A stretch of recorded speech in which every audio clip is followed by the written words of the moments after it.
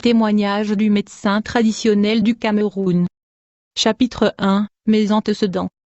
Bonjour, bienvenue dans ce témoignage. J'étais pratiquant de l'occultisme et la médecine traditionnelle, j'étais un haut dignitaire dans le monde des eaux, j'étais un souverain et un transcendant. Pendant 20 ans j'ai vécu dans le monde physique et le monde invisible simultanément. Dans le village de Moya au Cameroun j'étais également vice-président de la coopérative de médecins traditionnels et herbales. Les gens dans le village m'appelaient Petit Jésus à cause de mes pouvoirs que je démontrais. Dans la région du sud-ouest de Cameroun, j'étais en charge des affaires externes et internes du collectif regroupant les médecins traditionnels et herbalistes. En plus j'étais un voyageur interdimensionnel. Dans le monde invisible j'étais marié à une sirène. À l'époque, dans cette région du sud-ouest et du Cameroun nous avions une organisation mystique appelée le Grand 5. Ceci regroupait de médecins indigènes, traditionnels et herbalistes. Notre objectif était de combattre et d'éradiquer la sorcellerie dans les villages de la région. On combattait la sorcellerie de l'espace, de la terre et des eaux. Nous étions des forces supérieures, de même que la Bible dit, le plus fort va abattre le plus faible. Nous étions de principautés et des dominations dans cette région du Cameroun. Personne et aucun sorcier ne pouvait nous dominer. Avec la permission des chefs du village de la région nous avons pu neutraliser un bon nombre de sorciers de la région. Chapitre 2. Mes sorties dans l'espace contre les sorciers. Quand j'opérais comme principauté dans les villages, je devais mettre un tenue de combat spirituel analogue à celui qui est décrit dans le livre d'Ephésien, où la Bible parle de l'armure de chrétien. En tant que médecin indigène et traditionnel et herbaliste j'avais un tenue de combat et une armure, et quand je mettais ce tenue de combat je savais que je veux en guerre contre le sorcier et les gens vont mourir. D'abord je devais mettre un casque avant d'opérer la projection astrale dans l'espace cosmique, pour nettoyer l'espace astral qui est souvent pollué et infesté par des envoûtements, des enchantements et des mauvais sorts de sorciers. Cette casque que je mettais symbolisait ma suprématie face à la sorcellerie et le fait que j'étais roi face aux sorciers. En plus, ce casque était équipé des ammunitions. Une fois que le sorcier osait me tenir la tête, il était soudainement atteint par balle mystique, et c'était la mort, car il n'y avait pas de remède dès que quelqu'un est atteint par balle mystique, et donc ce casque dégageait le feu et était muni des balles mystiques. J'avais également un catapulte avec lequel je tirais mes cibles. Les ammunitions ou pierres que j'utilisais étaient faites à partir des ossements humains. Où que tu sois en Afrique ou en Europe, je pouvais te tirer et t'atteindre, mais je ne tirais pas directement sur le cible mais plutôt sur le soleil et la lune, puis ces forces de la nature dirigeaient mes ammunitions vers la cible. Sur moi je mettais également un ceinture de défense qui était un moyen de défense pour se protéger de balles de sorciers. Ceci était un véritable moyen de défense contre le sorcier qui envoûtait les pauvres villageois. En plus de cela, avant de me déployer je tenais un sceptre mystique qui était équipé du miroir magique, me permettant de localiser le sorcier dans le village et de ville de la région lors de la chasse nocturne. Qu'il se cache sous l'eau ou dans les arbres je pouvais le localiser afin de le neutraliser. Avant de tenir mon sceptre de puissance je devais avant tout écraser certaines herbes, ensuite les avaler. En conséquence je n'étais plus un homme ordinaire, j'étais transformé en une différente entité. Une fois que je capturais le sorcier, j'avais une puissance que je soufflais sur ce dernier afin qu'il confesse sa sorcellerie.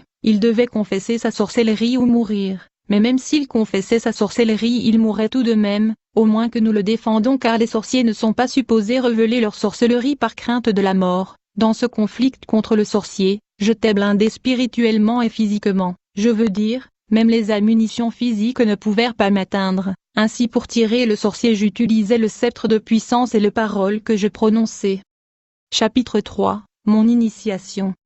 Mon histoire a commencé quand j'étais enfant au village. Quand j'avais 5 ans mon grand-père qui vivait dans le village voisin voulait me voir pour la première fois. Il a demandé à mes parents de m'emmener lui rendre visite au village voisin. C'est ainsi que mes parents m'ont emmené au village pour rendre visite à mon grand-père. En outre, mon grand-père était un leader traditionnel et prêtre du dieu ancestral appelé Abasanjo. À vrai dire, dans le village les gens adoraient des idoles et des dieux morts, et donc mon grand-père était l'un des chefs du village. De plus, il était le prêtre du dieu des ancêtres dans le village de Magnola, où les gens vénèrent le dieu Abasanjo. Alors dès que nous sommes arrivés au village j'ai vu mon grand-père pour la première fois. Il était gros, vieux et aveugle. Quand nous sommes arrivés chez lui au village, il me demanda de m'approcher de lui. Aussitôt que je me suis rapproché de mon grand-père qui était aveugle, il a commencé à me toucher partout, de la tête aux pieds.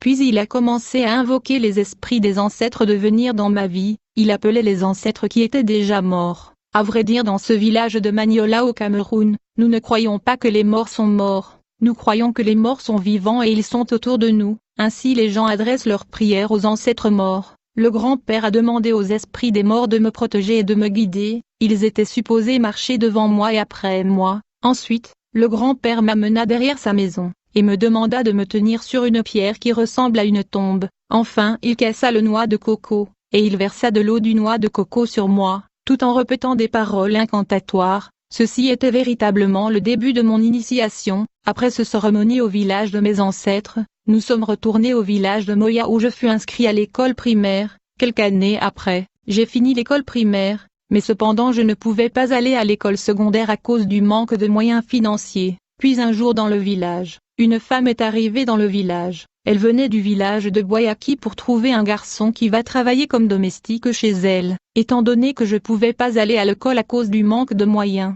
je me suis donc précipité à elle, et je lui ai dit que je suis prêt à travailler comme domestique pour elle. Plus tard la dame m'a emmené chez elle, et j'ai commencé à travailler comme domestique chez elle. Au fur et à mesure que je travaillais dans cette maison, j'ai commencé à voir de grands livres de la magie qui attiraient ma curiosité. D'autre part, pendant que je travaillais dans cette maison, je me voyais régulièrement dans de rêves en train de travailler dans une forêt. Ce rêve était tellement répété que c'était devenu comme réalité. Quand je dormais la nuit, je me voyais en train de travailler dans une forêt pour un individu qui avait la forme de mon grand-père. Dans la journée, c'était la vie normale, mais quand je veux dormir la nuit, je me voyais dans la forêt en train de travailler pour cet homme qui était sans doute mon grand-père. Il avait la structure de mon grand-père qui était aveugle, et donc, je vivais dans ce monde physique et aussi dans le monde de la forêt. Alors que je vivais dans cette maison, j'étais attiré par des livres mystiques que je voyais. Un jour j'ai pris ces livres. Un de ces livres était écrit par le docteur Laurence. J'ai également pris le 6e et le 7e livre de Moïse. Pendant que je lisais ce livre mystique, j'étais effrayé par les contenus de ce livre. Un autre livre était La foi de Napoléon. Ce livre prédisait le futur et avait affaire au maraboutisme. Bien-aimé, le monde spirituel est réel. Je connais tout le magasin mystique et occulte du Cameroun. Dans ces magasins vous verrez ce livre de la foi de Napoléon.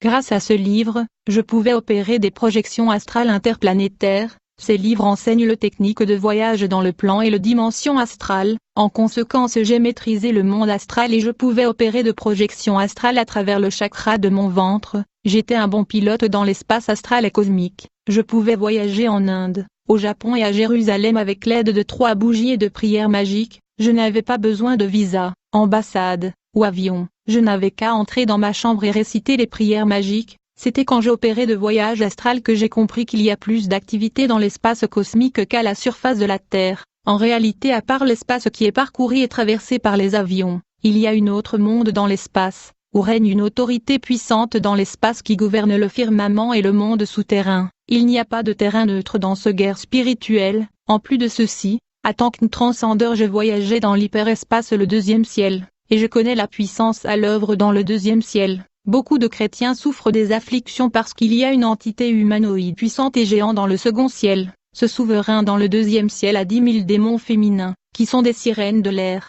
À chaque fois que les chrétiens prient sur la terre, ce royaume au 2e ciel voit des signaux à la surface de la terre. Ce signaux indique que le chrétien est en prière. Aussitôt que les princes et les sirènes de l'air remarquent qu'un chrétien prie à la surface de la terre, ils vont descendre plus précisément là où le signal de la prière est en train de clignoter, afin d'identifier la personne qui prie, dans le but de tenter de bloquer cette prière et causer l'affliction aux chrétiens qui prient. Le souverain qui est le prince de l'air dans le 2e ciel est farouchement opposé à la prière et aux chrétiens qui fait monter les prières dans le ciel, raison pour laquelle je conseille aux enfants de Dieu de se couvrir avec le sang de Jésus quand ils commencent la prière. La Bible nous parle de ce souverain et prince de l'air qui domine et gouverne dans le firmament. Il me dit, Daniel, ne crains rien, car dès le premier jour où tu as eu à cœur de comprendre et de t'humilier devant ton Dieu, tes paroles ont été entendues, et c'est à cause de tes paroles que je viens. Mais le chef du royaume de Perse m'a résisté 21 jours, mais voici, Michaël, l'un des principaux chefs est venu à mon secours, et je suis demeuré là auprès des rois de Perse. Dans ce passage, la Bible révèle le maître de l'espace, le roi de Perse qui contrôle l'espace cosmique. Alors que je travaillais dans cette maison, mon père était jaloux de moi à cause de faveurs que je recevais. Puis un jour mon père est venu et m'arracha de la maison de mon patron par la force, et me ramena à la maison sans pour autant fournir des justifications de ses agissements. Un jour alors que je vivais avec mes parents au village de Ambokana, j'ai vu une dame passant dans la rue, elle semblait désespérée, je me suis rapproché d'elle pour voir si je pouvais l'assister, c'est alors qu'elle me dit, il y a quelque chose dans mon ventre que je dois faire sortir, elle m'a demandé un seau pour la faire sortir, quand je lui ai apporté le seau, elle urina des choses qui étaient dans son ventre qui avaient l'air de pierres précieuses. Quand nous sommes allés au marché, nous avons vendu certains d'entre eux et nous avons eu beaucoup d'argent, étant donné que vendre ces pierres précieuses était illégal. Elle a suggéré que nous devrions rendre visite à un médecin indigène pour la protection afin d'échapper les autorités. Dès que nous sommes arrivés chez le médecin indigène, j'ai conclu que ce monsieur n'était pas un médecin indigène mais un mystique, car je ne pouvais pas voir les outils et instruments de médecins indigènes autour de lui. Quand cet homme m'a regardé avec ses yeux spirituels, il m'a demandé si j'étais un médecin traditionnel ou herbaliste, je lui ai dit que ce n'était pas le cas. En fait, il avait vu des choses en moi, il voyait le pouvoir et la puissance en moi, puis il me montra certaines plantes et herbes et me demanda si je le connaissais, je lui ai répondu que je voyais ces herbes pendant que je travaillais en forêt dans le rêve. En effet, mon grand-père me montrait ces herbes dans les rêves lucides qui se répétaient la nuit, du coup, et à ma grande surprise, ce mystique me dit, je veux t'ouvrir les yeux spirituels, tu deviendras un grand homme, tu vas devenir un souverain dans le monde de la forêt, dans le monde physique et dans le spirituel, pour cela, vous devez m'apporter un ossement humain, un poulet blanc, un œuf. Il était facile pour moi d'obtenir ces choses parce que je suis un pêcheur, en effet les gens dans notre village enterraient leurs proches auprès de la rivière, et souvent dans le riz de la rivière on voyait les ossements humains, puis le mystique me dit, je vais vous donner une reine qui vous guidera et prendra soin de vous dans tout ce dont vous aurez besoin, et je veux ouvrir votre vision spirituelle. À la suite de ceci, j'ai fait le tour de la zone où les gens sont enterrés, et j'ai collecté les ossements humains que j'ai apportés à ce mystique. Quand j'ai apporté ce qui m'a été demandé par le mystique, il cassa l'os sur moi et me lava traditionnellement, puis il me dit, vous allez devoir coucher avec une femme folle, afin que vous soyez intronisé et marié à la sirène. Le mystique me donna une bouteille de whisky et un poutre qui allait me permettre de maîtriser la femme folle que je devais coucher, mais d'abord je devais boire de l'eau qu'il m'a été donnée qui était supposée me donner de la bravure. Puis il me dit, une fois que vous voyez une femme folle dans le village, vous allez la maîtriser et coucher avec elle. Dès que cela est fait, je vais faire de vous un dignitaire dans le monde spirituel et vous serez un dirigeant dans le monde sous-marin. Bien-aimé, nous sommes venus voir ce mystique avec cette dame que j'ai vue à la rue, pour une supposée affaire de transaction de pierres précieuses, mais cependant tout ceci était sans doute un montage satanique, pour me plonger dans l'occultisme. Bien-aimé, quand on se réveille le matin, il y a des choses qui arrivent au courant de la journée, qui sont programmées de façon méticuleuse par le monde mystique. En raison de ceci, les chrétiens doivent apprendre à contrôler la journée très tôt le matin. C'est ainsi que je me suis retrouvé profondément dans l'occultisme. Ainsi donc, cette affaire de pierres précieuses était justement une mise en scène du monde d'obscurité. Le diable avait tout planifié afin de m'enfoncer profondément dans l'occultisme grâce à mes connexions ancestrales. Plus tard, j'ai commencé à sillonner le village à la recherche d'une folle. Alors que je me déambulais, j'ai vu une dame folle, je l'ai dominée et j'ai eu des relations sexuelles avec elle. Ensuite, le mystique m'a donné une huile de purification que je devais appliquer pendant 7 jours. Il m'a averti que je serais visité dans mes rêves nocturnes par une femme, qui viendra ensuite physiquement me voir. Cette femme est censée être ma reine. Chapitre 5. La sirène Mathilde, une reine du monde sous-marin. Durant les 7 jours de purification, un jour alors que je dormais pendant le jour vers 15 heures dans l'après-midi, j'ai vu dans une rêve une dame, qui s'approcha de moi. Au départ, elle ne ressemblait pas à une reine ou déesse. La dame qui était venue dans mes rêves était frêle comme si elle était malade. Quand je l'ai vue, j'ai pensé qu'elle était une patiente malade qui cherchait de l'aide ou l'assistance. Mais ce n'était pas le cas, elle était la sirène des eaux, qui était censée être ma femme. Dès qu'elle s'approcha de moi, elle se présenta en me disant qu'elle était la sirène Mathilda. Elle m'a dit, je m'appelle Mathilda, je suis votre femme, je suis votre reine. J'étais curieux de la voir, nous avons eu un temps de dialogue. Puis elle me dit qu'elle doit retourner dans le monde des eaux. Après cette première rencontre, elle me promit de revenir afin qu'on puisse passer le temps ensemble, et dialoguer en long et en large. Le jour suivant, Mathilda est venue avec force et avec toute sa gloire. Elle était jolie et séduisante. Elle me dit, je suis venue aujourd'hui afin que nous ayons de rapports sexuels. C'est comme ça que nous avons eu de relations sexuelles. Une fois que nous avons eu des rapports sexuels, elle me rassura qu'elle va revenir me prendre pour me transporter visiter le monde aquatique sous l'eau. J'étais heureuse d'entendre cela. Je lui ai rassuré que je viendrais avec lui, puis nous sommes sortis dehors, on marchait dans la rue au village et on causait, mais quelque chose s'est passé comme par coïncidence, pendant que je dialoguais avec Mathilda dans la rue dans le quartier au village, quelqu'un qui connaissait ma femme passait par là, quand elle m'a vu avec Mathilda. Elle alla informer ce dernier qu'elle venait de me voir en train de causer avec une femme. Dès que ma femme a entendu ceci, sans tarder, elle est venue nous rejoindre, et elle a commencé à brutaliser la sirène Mathilda. Ma femme ne savait pas que cette dame avec qui je dialoguais était un esprit qui est venu du monde sous-marin. Elle se mit à attaquer la dame de la mer à cause de jalousie, mais elle ne savait pas que cette dame était un esprit des eaux. Alors que ma femme se disputait avec Mathilda, elle ne savait pas qu'elle avait affaire à un démon physique. Elle enleva ses chaussures et a commencé à frapper la sirène des eaux sur la tête avec ses chaussures. En conséquence, il y avait du sang, car la sirène Mathilda était blessée, et elle était vexée. Quand j'ai vu ma femme agresser la sirène, j'ai pris le bébé de la main de ma femme pour la protéger contre la violence. La sirène était en colère et saignait, puis elle a commencé à s'en aller, elle marcha quelques pas, ensuite elle se retourna, enfin, elle fut sortie une poudre de sa sac, et elle souffla cette poudre en direction de ma femme, et elle lui dit, « À partir de maintenant, vous êtes un squelette, et vous allez me suivre dans le monde sous-marin. » Après cette altercation, Mathilda se fâcha contre moi et elle garda distance parce qu'elle était en colère. Ma relation avec elle était devenue venimeuse car elle était en colère, mais en raison du poudre mystique qu'elle souffla sur ma femme, ce dernier commença à souffrir. Ceci arriva 3 jours après cet incident. Ma femme a commencé à se plaindre à propos de sa jambe. Elle sentait comme si un poison ou venin agissait sur ses jambes. Comme j'avais le cure pour le poison, j'ai tenté de l'appliquer sur sa jambe mais ça n'a pas marché. Il y eut des eczémas qui ont apparu sur la peau. J'ai tenté d'appliquer de la poudre sur elle pour calmer ceci,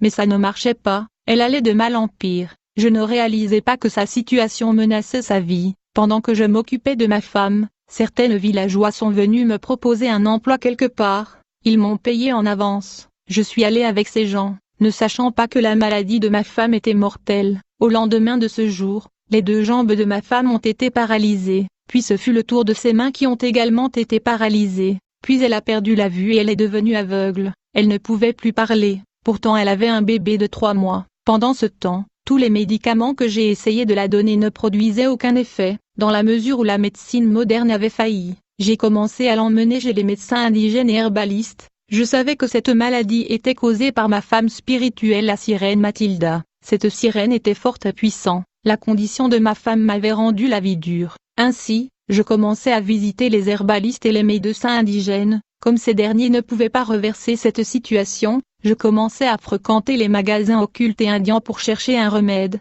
Mais en dépit de tous ces efforts, il n'y avait pas des améliorations. Enfin, je suis allé rendre visite à un mystique que nous avions l'habitude d'appeler professeur. Ce dernier me dit, « Vous n'allez pas déjouer et vaincre la reine Mathilda, elle est tellement puissante. Raison pour laquelle tous ces charlatans et féticheurs n'ont pas pu vous aider, parce qu'elle est extrêmement puissante. Vous aurez à trouver une reine qui est plus puissante et plus forte qu'elle. À moins que vous ne trouviez une reine plus puissante qu'elle, vous ne serez pas capable de sauver votre femme, parce que la reine Mathilde est très puissante. » Chapitre 6. Ma rencontre avec la déesse Diane.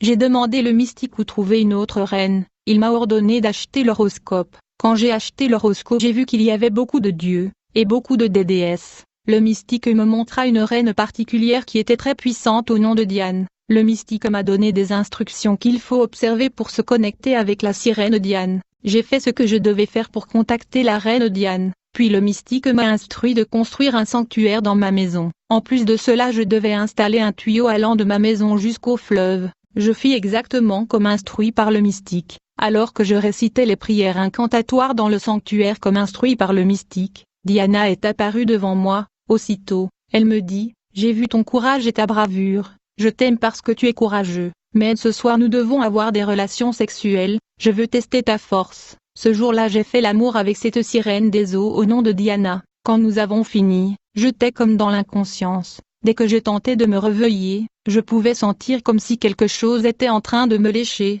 Quand j'ai ouvert les yeux, je pouvais voir un python en train de me lécher partout. Il me lécha de la tête aux pieds. Je pouvais sentir ses salives partout sur mon corps. La déesse Diana m'expliqua que le salive de ce python allait me rendre capable de vivre dans le monde sous-marin, car nous devrions effectuer un voyage vers le monde sous-marin. Quand j'ai vu ce gros python, je n'avais pas peur. J'ai pris tout ceci comme normal. J'étais comme inconscient mais je pouvais sentir le salive du serpent sur tout mon corps. Puis la sirène Diane m'a emmené vers le monde sous-marin. Elle me dit, je vais vous emmener vers votre trône. Quand nous sommes arrivés dans le monde qui est sous l'eau, j'ai remarqué que la jambe et le bras de mon trône étaient embellis avec la peau du python. Même la couverture du trône était serpent. Quand je commençais à vivre dans le monde des eaux, la sirène Diane m'a instruit de lui offrir cet homme de Dieu. Elle me dit, si je pouvais réussir dans cette mission je serais intronisée et couronnée dans le monde des eaux. Elle me donna une baguette magique qui contenait une forte puissance de magnétisme et de manipulation. À l'intérieur de la baguette magique il y avait beaucoup de puissances différentes, comme la séduction, la destruction, la manipulation.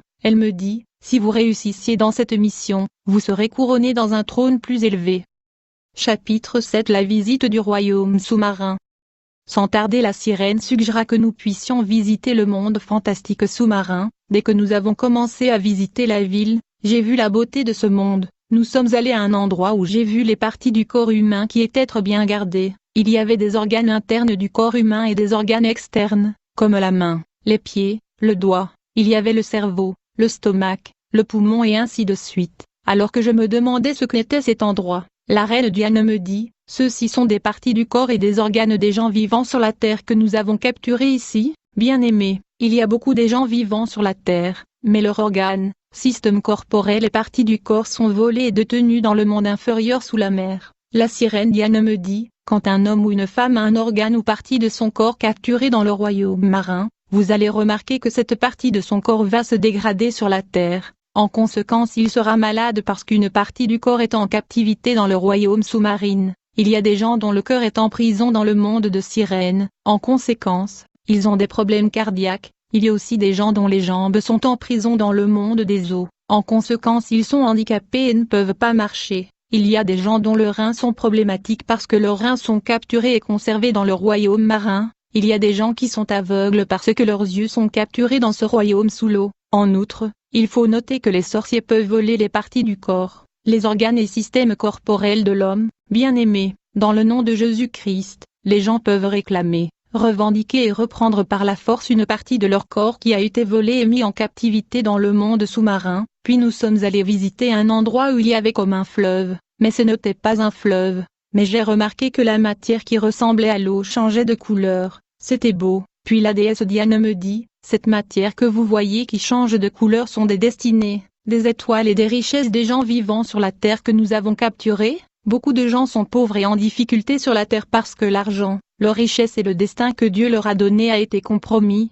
volé et sont maintenus en captivité dans le monde des eaux. En conséquence ils souffrent, ils font des efforts mais ils ne réussissent pas. Même là où les autres sont en train de réussir ils échouent. Ils peuvent être courageux mais ils ne voient pas le résultat de leur effort, car leur destinée et richesse sont en captivité. S'ils peuvent venir à Christ et chercher Dieu dans la prière, leur destinée et leur bien-être seront restaurés. La Bible dira, je vous remplacerai les années qu'ont dévoré la sauterelle, le gélec, le asile et le gazam, ma grande armée que j'avais envoyée contre vous. En plus il faut savoir qu'il y a des sorciers et de serviteurs de Satan qui modifient et réarrangent les destinées de gens. En effet, dans le monde spirituel, il y a des voleurs de destinées, des richesses et des étoiles. Comme résultat, il y a des gens qui vivent en dessous du standard de leur destinée, leur vie a été reprogrammée. Alors que notre visite dans ce monde de sirènes se poursuivait, ma femme spirituelle Diane m'a emmené à un autre endroit dans ce royaume mystérieux, où j'ai vu beaucoup de vêtements de mariage. Diane me dit, ces vêtements représentent le mariage que nous avons capturé. Beaucoup de femmes étaient censées avoir un bon mariage mais nous les avons volés. Beaucoup de femmes sont célibataires sur la terre parce que nous avons volé leur mariage. Elles peuvent entrer dans le mariage, mais à la fin elles sortiront. D'autres souffriront parce que leur mariage original a été volé. Puis nous sommes allés à un endroit où j'ai vu beaucoup de bébés qui sont préparés pour des missions sur la terre. J'ai vu de démons qui mettaient en eux de puissance et destruction, manipulation et envoûtement. Quand les gens viennent chercher un bébé chez le médecin indigène, ils recevront le bébé du royaume marin des sirènes qui vient à la surface de la terre avec la mission de destruction. Puis Diane m'a montré les démons qui travaillent avec les propriétaires des hôpitaux privés, le clinique et le pharmacie, dans le cadre de capture des destinées. J'ai vu comment les propriétaires de salons de coiffure apportent les cheveux de leurs clients dans le monde sous-marin, et j'ai vu comment les démons volent le destin et richesse des gens grâce aux échantillons de leurs cheveux. En effet, dans le monde invisible les cheveux de l'homme égalent à sa vie. À partir de vos cheveux ils peuvent ainsi capturer votre vie. vos richesses et gloires. Dans le monde invisible il y a de commerce de cheveux humains, beaucoup de vies et des destinées de gens ont été compromis au travers leurs cheveux avec l'aide du méchant propriétaire de salon. Rappelez-vous que Dieu a dit à Samson, personne ne devrait toucher ses cheveux parce que sa gloire était dans les cheveux, puisque je voyais ce que les démons faisaient avec les cheveux des gens dans le monde aquatique, je allais être rarement au salon de coiffure, et si je vais au salon de coiffure, je vais m'assurer de rassembler mes cheveux. Il y a des propriétaires de salons de coiffure qui sont merveilleusement riches à cause de ce qu'ils font avec les cheveux de leurs clients, et donc il y a des occultistes et des sorciers qui possèdent de salons de coiffure, ils collectionnent les cheveux de clients car il est utilisé dans le monde sous-marin, puis nous sommes allés à un endroit où j'ai vu des mouchoirs, beaucoup de satanistes et de sorciers utilisent ces mouchoirs, ils paieraient beaucoup d'argent pour dormir avec les femmes innocentes. Ensuite ils vont essuyer la partie génitale de ce femme avec ces mouchoirs afin de recueillir leur sperme. Puis ils vont l'emmener dans le monde souterrain. Par conséquent ces femmes ne vont plus concevoir le bébé dans leur vie parce que leur œuf est capturé par le monde souterrain des sirènes. Parfois ces femmes vont commencer à souffrir de problèmes de bas-ventre. En revanche, il y a aussi les femmes qui recueillent des spermes des hommes qui est en forte demande dans le monde de l'obscurité de sirènes pour la manipulation génétique. Les spermes comme ça peut être vendus trop cher parce que tous les œufs de l'homme sont capturés. En raison de ceci les occultistes et les hommes de pouvoir paieraient beaucoup d'argent aux femmes et hommes pour dormir avec eux et ils vont essuyer leur partie génitale pour recueillir et collecter leur sperme. Les femmes et les hommes qui tombent victimes de ces pratiques subissent la stérilité, les femmes souffrent également de douleurs dans le bas-ventre. D'autre part aujourd'hui il y a beaucoup des hommes qui souffrent du manque de sperme, il y a diminution de sperme. Puis la reine Diane m'a mené visiter un esprit puissant dans le monde souterrain, l'esprit était humanoïde mais il était un homme araignée. Cet esprit est un captureur de destin, des champs et étoiles, il peut parcourir 10 000 km en une seconde, il a une grande vitesse dans le monde astral. Si vous voyez une araignée il faut faire gaffe, ils sont des captureurs de la destinée, ils sont utilisés par le monde des ténèbres pour attraper le destin, les étoiles et les chances des innocents. Vous pouvez marcher dans une grande route où tout le monde passe, mais quand vous êtes la cible du monde de Satan, qui vous regarde dans le miroir, un araignée ne va tomber que sur votre visage. En outre de nombreux agents de Satan ont des écoles primaires et maternelles où ils capturent le destin des enfants grâce à leurs mouchoirs du royaume marin. Avant d'envoyer vos enfants à l'école, vous devez les couvrir avec le sang de Jésus-Christ, parce que ces agents passent leurs mouchoirs sur le visage des enfants. En conséquence leur destin et l'intelligence seront compromis. En plus de cela, nous devons faire attention aux infirmières, sages-femmes, pharmaciens qui injectent ou prennent du sang. Parce que beaucoup des agents du diable sont opérationnels dans ce domaine, ils prennent du sang et le mettent dans une bouteille, et ils les envoient vers le monde des eaux. Une infirmière peut seulement injecter mais quand elle va essuyer là où elle vous a injecté du sang, elle prendra ce tissu contenant le tache de votre sang et il l'enverrait au royaume marin. Un vrai chrétien doit se réveiller tôt et se couvrir du sang de Jésus-Christ. Puis Diana m'a emmené à un département où on donne les agents de ce monde le moyen de voler l'argent dans le magasin sur la terre. Il y a des phénomènes appelés poches qui ne tarient jamais, il y a des gens qui mettent sur leur poche un aimant d'argent, quand ils vont à un magasin pour acheter des choses, ils vont dépenser pour acheter, mais une fois qu'ils quittent le magasin, l'argent qu'ils sont dépensés va retourner dans leur poche. J'ai personnellement tenté ceci dans un magasin, mais cela n'a pas fonctionné, parce que le propriétaire de ce magasin était un homme de prière, il était un enfant de Dieu, le magasin a été couvert par le sang de Jésus. Puis Diane m'a emmené au département de la musique dans le monde de Satan. Quand nous sommes arrivés à cet endroit, j'ai enfin compris que les musiciens étaient pour la plupart des homosexuels. Dans cet endroit dans le monde sous-marin j'ai vu Baphomet le dieu de la musique face à face. Elle m'a montré tout le musicien que je connaissais. J'ai compris que la musique est diabolisée. J'ai compris que 60% des musiciens sont des homosexuels.